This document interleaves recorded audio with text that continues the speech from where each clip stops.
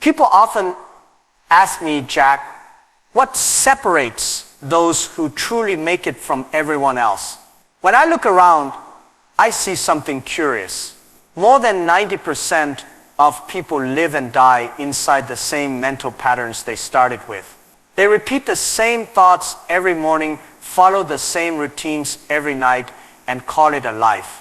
But the remaining few, the quiet winners, they think differently. They move silently while others chase attention. They learn while others complain. They plant while others wait. And that single shift, that silent decision to think differently changes everything. I know because I was not supposed to be successful. I failed so many exams that my teachers remembered my name for the wrong reasons. I applied for dozens of jobs, rejected from all of them. Even KFC turned me down. But years later, when people ask how I became lucky, I told them I simply changed the way I thought about everything. The quiet winners aren't louder, richer, or smarter. They've just made one mental shift. They stopped living from fear and started thinking from possibility. Have you ever wondered why some people keep moving forward no matter what, while others get stuck even when they work hard? Maybe you're grinding every day, showing up, doing the right things, but somehow your results don't change. You see others rising, getting promotions, building companies, earning respect, and you ask yourself, what do they know that I don't? When I was younger, I used to think success was all about resources. I told myself, if only I had more money, more contacts, more opportunity, but I was wrong because I met people who had all those things and they still failed. And I met people who had nothing and they built empires. The difference wasn't luck or timing. It was mental software. It was the way they interpreted life.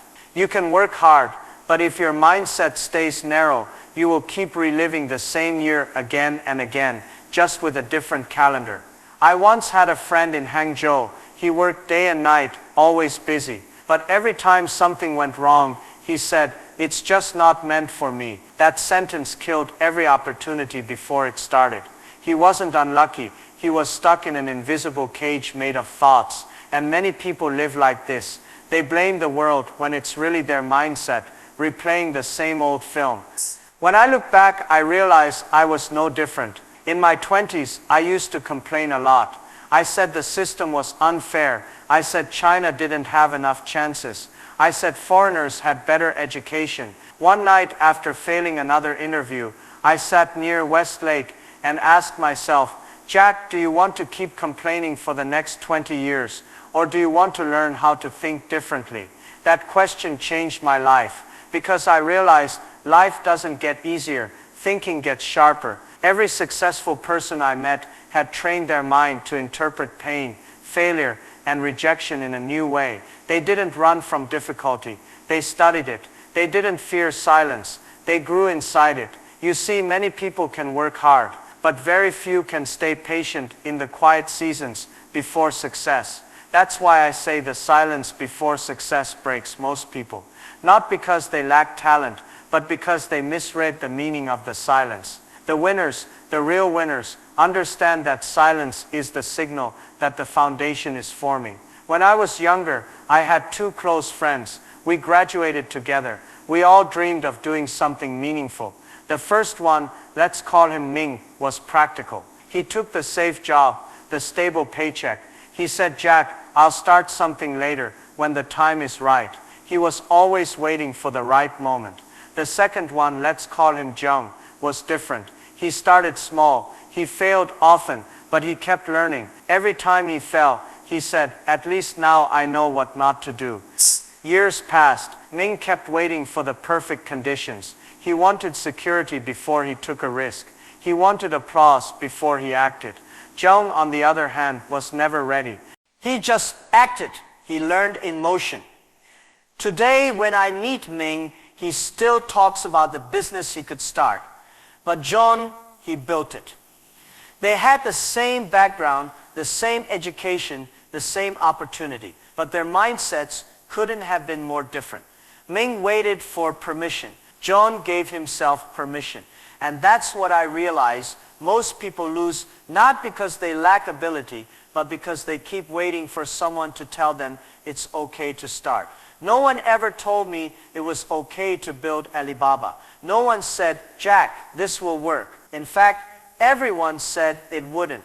But I didn't wait for the world to understand. I understood myself first. And when you decide to give yourself permission to act, even when no one claps, that's when your life begins to shift. The real difference between winners and everyone else isn't luck, talent, or timing. It's how they think. Winners see life as a process, not a prize. They don't chase results. They build routines. They don't crave approval. They crave progress. When I started teaching English, my English was not good. I made many mistakes. Students laughed, but I told myself, better to be laughed at for learning than to be forgotten for doing nothing. Courage is not the absence of fear. It's action despite fear. Then there's the craving for recognition. People want to be seen, to be liked, to be approved of. They pose for attention, not for purpose. But the moment you chase applause, you lose focus on progress. In the early days of Alibaba, I was criticized everywhere. They said, Jack, you're dreaming. You can't compete with Silicon Valley. If I had tried to please everyone, I'd have quit in the first year. You can't become extraordinary by seeking ordinary approval. Build in silence. Let your results make the noise later. This one kills more dreams than anything else. People keep saying, one day I'll start, but one day never comes. They wait for motivation, for signs, for perfect conditions. But winners know motivation follows action, not the other way around. When I started my first internet company, I didn't even know how the internet worked, but I didn't wait to become an expert. I became an expert by starting. The difference between someday and day one is just a decision. And finally, the people around you. Most people don't realize how much their circle shapes their mindset. If you surround yourself with negative voices, you'll start thinking negatively. If you spend time with people who only gossip and complain, you'll slowly become one of them. Winners protect their environment like gold.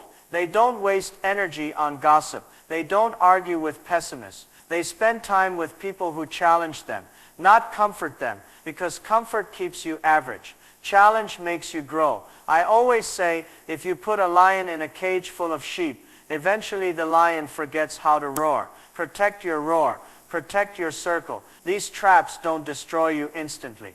They do it quietly, one small excuse at a time, and that's what makes them dangerous. They convince you that your small decisions don't matter, but they do. Because success is built on invisible habits, and failure is too. I love studying wisdom from the East, the West from philosophy, from business, because great minds, no matter when or where they lived, always came to the same truth. Success begins in the mind.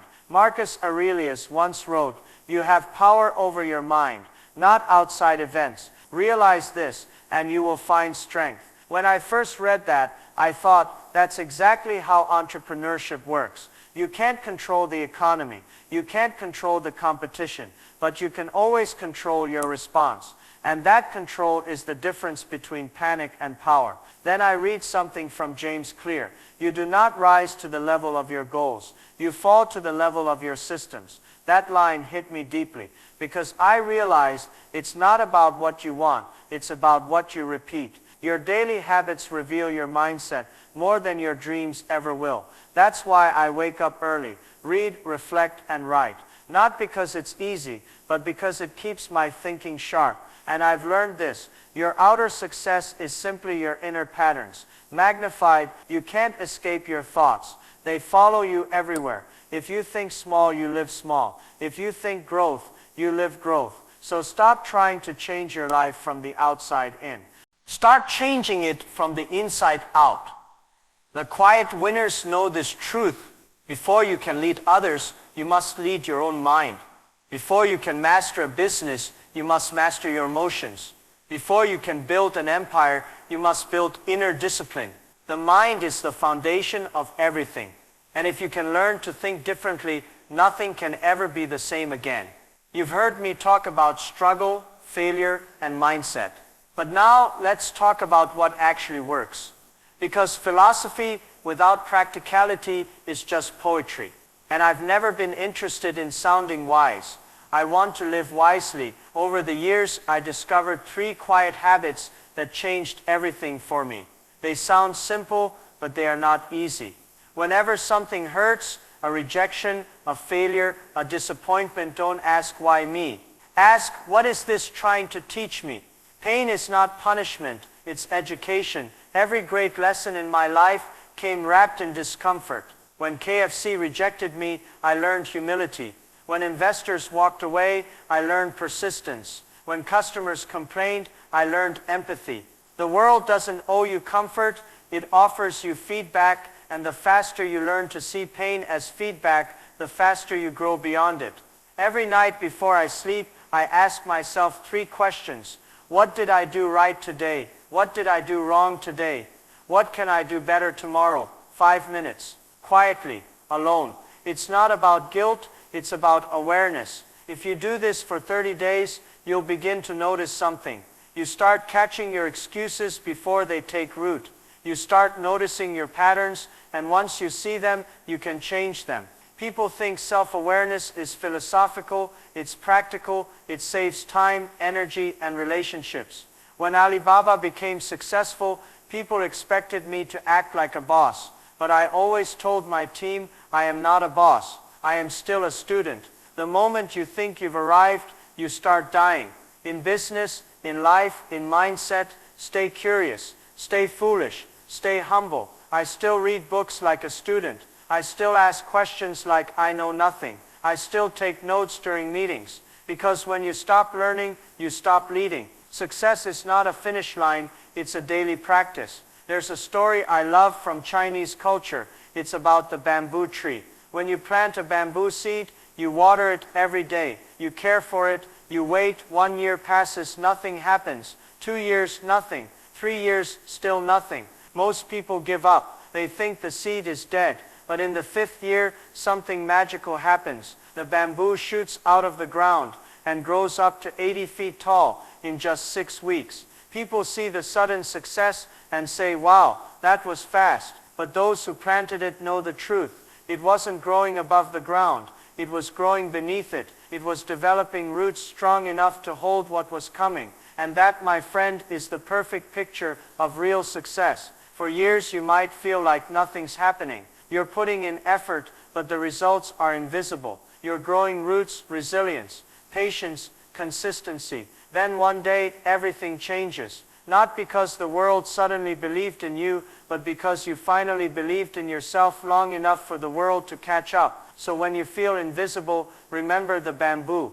Keep watering your dream. Keep showing up. Keep believing your time will come. It always does for those who refuse to quit. Sometimes people ask me, Jack, what's the secret of your success? And I always smile, because there is no secret. It's not money. It's not genius. It's not luck. It's a mindset shift. The moment I stopped asking, why is this happening to me, and started asking, what can I learn from this, my entire life changed. Every setback became a lesson. Every rejection became redirection. Every struggle became strength training. And I learned something I wish everyone understood.